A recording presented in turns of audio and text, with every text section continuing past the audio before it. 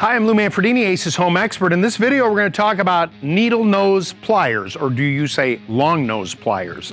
Basically, what these pliers are is kind of a specialty tool. With that long extension of the arc of these, you have the ability to reach into tight spaces.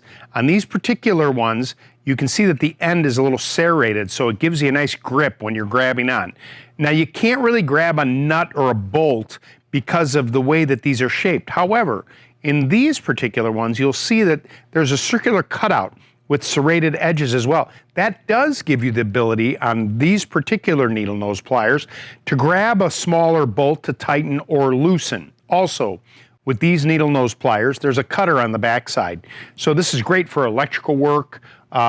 You can use that to cut a bunch of different things as well. It has a nice long handle, which is ergonomically comfortable when you hold it in your hand, and they've raised the cam on this, which means that you almost get more force out of it when you squeeze your hand. So check these out. They're a really good one, and a needle nose plier can help you reaching into those tight little spaces. My video coming up next is all about locking pliers. Check that out.